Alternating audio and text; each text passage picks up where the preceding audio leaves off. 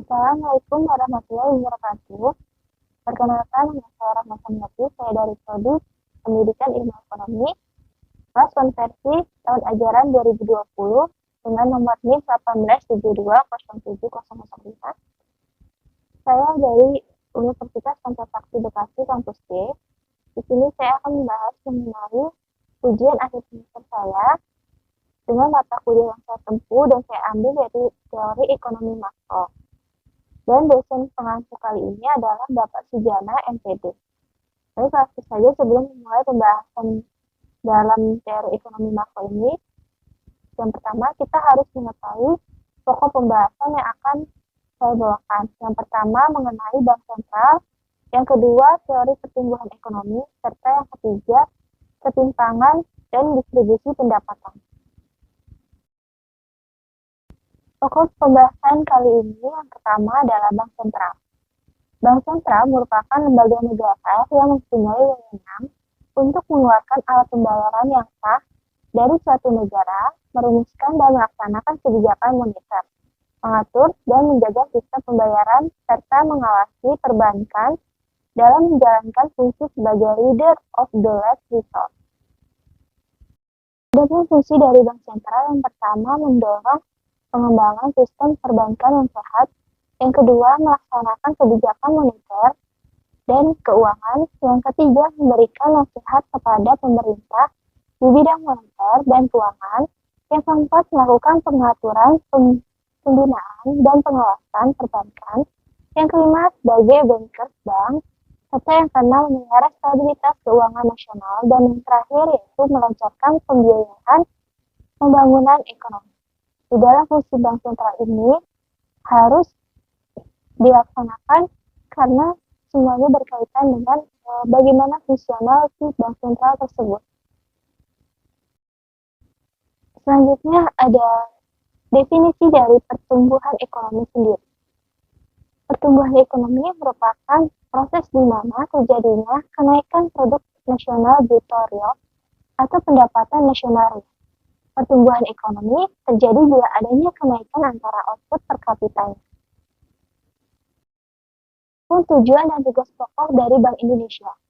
Tujuannya yang pertama mencapai dan memelihara kestabilan nilai rupiah. Lalu bagaimana dengan tugas pokok dari Bank Indonesia? Tugas pokok Bank Indonesia yang pertama menetapkan dan melaksanakan kebijakan dalam krisis moneter. Lalu yang kedua mengatur dan menjaga kelancaran sistem pembayaran.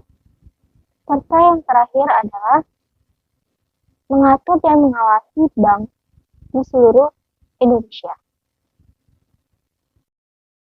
Selanjutnya ada pengendalian moneter.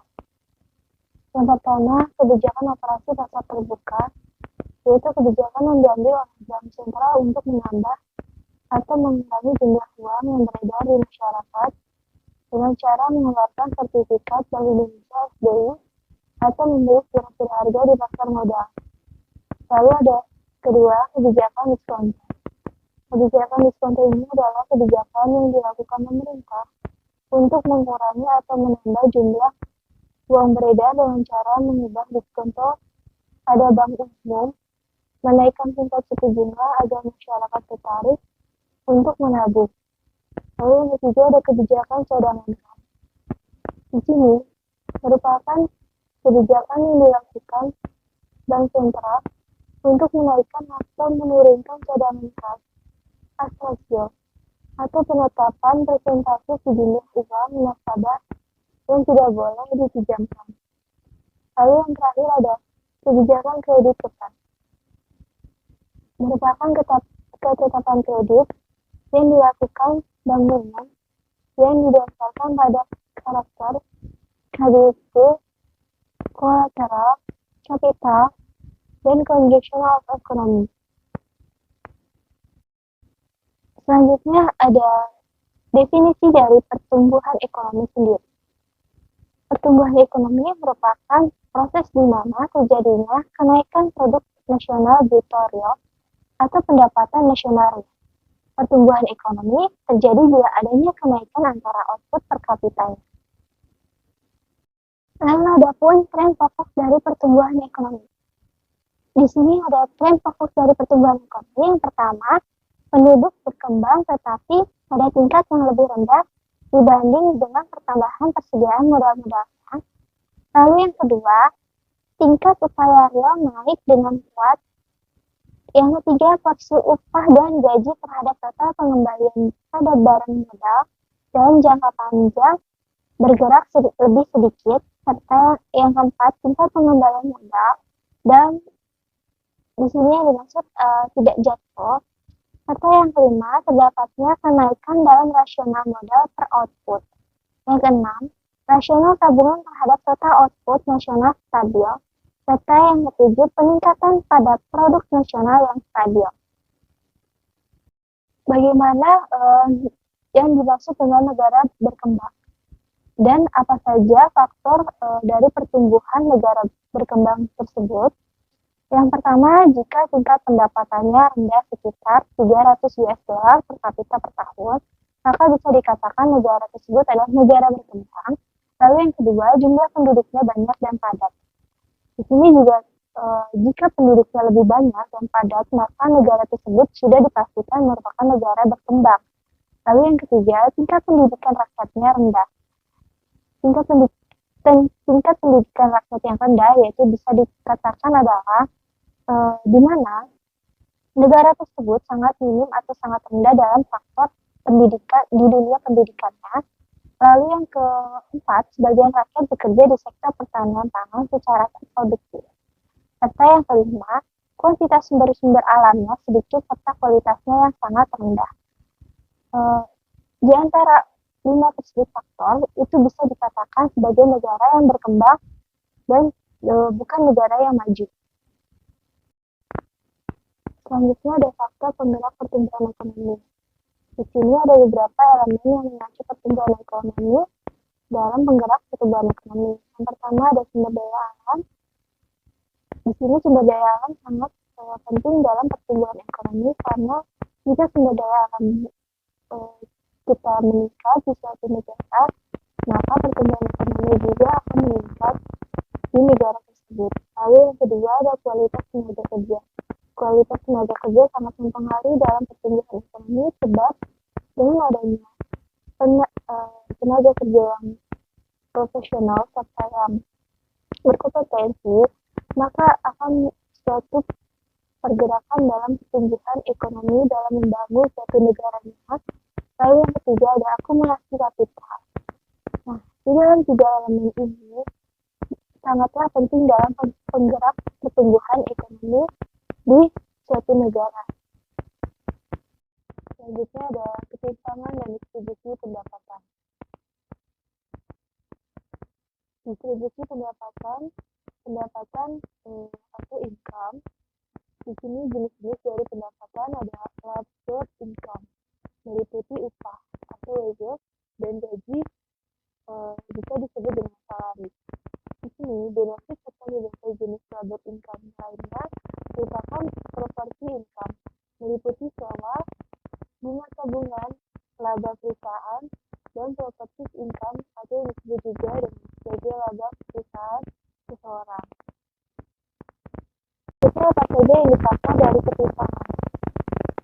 Yang pertama ada kriteria Bank Dunia. Yang kedua ada Purchasing Dunia Universal. Yang ketiga ada kurva Lorenz. Kurva Lorenz adalah kurva yang menunjukkan distribusi pendapatan setiap keluarga secara akumulatif. Serta yang terakhir ada koefisien Gini.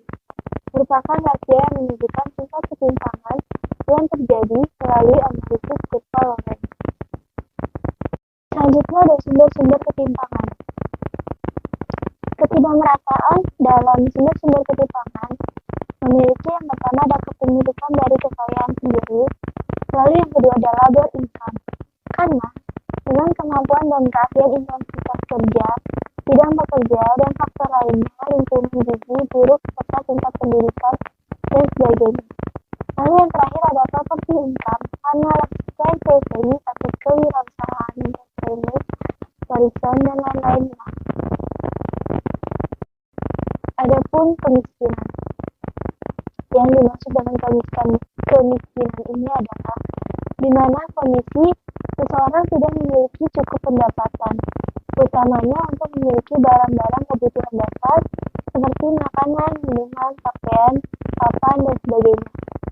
Menurut kriteria Bank Dunia, penghasilan minimal per harinya adalah $2.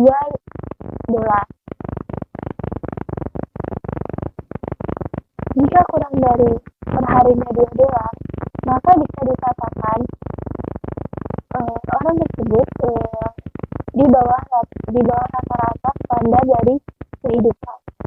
Oleh sebab itu, maka di sini kemiskinan atau ketimpangan dalam kemiskinan ini sangat perlu diperhatikan dalam suatu negara agar pertumbuhan ekonominya menjadi maju.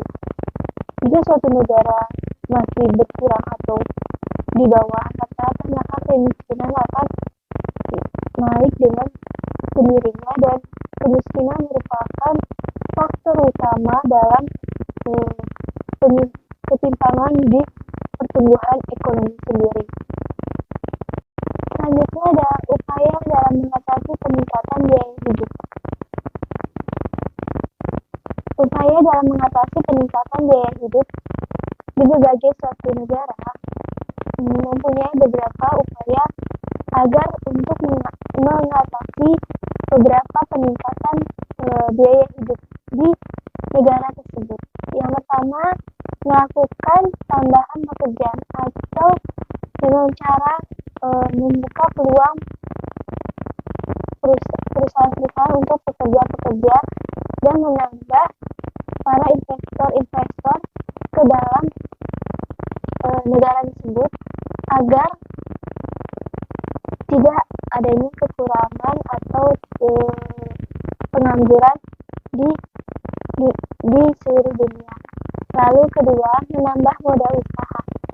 Di sini, pemerintah sudah mengatasi dalam peningkatan biaya hidup dengan cara memberikan sebuah solusi, yaitu memberikan modal usaha untuk bagi para yang tidak memiliki pekerja, maka akan dibiayai atau dimodalkan untuk membuka suatu usahanya. Lalu yang ketiga, menambah jumlah jam kerja. Di sini, menambah dengan jumlah jam kerja akan memberikan dampak baik bagi kita semua atau bagi suatu negara, karena dengan menambah jumlah jam kerja maka semakin produktif dan semakin meningkatnya pendapatan seorang tersebut. Serta yang keempat adalah menyuruh anak untuk bekerja.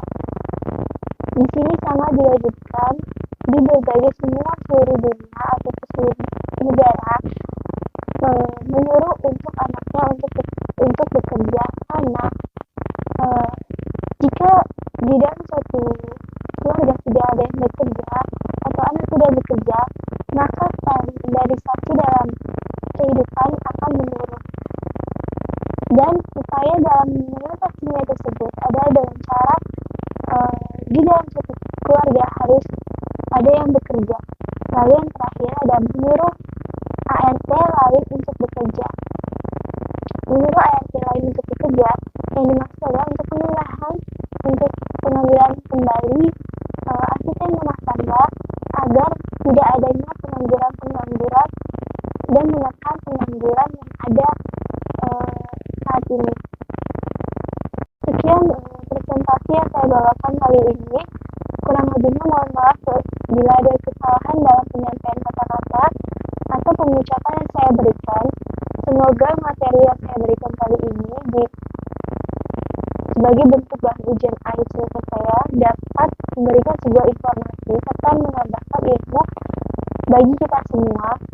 Kurang lebihnya, wabillahi taufiq wal hidayah.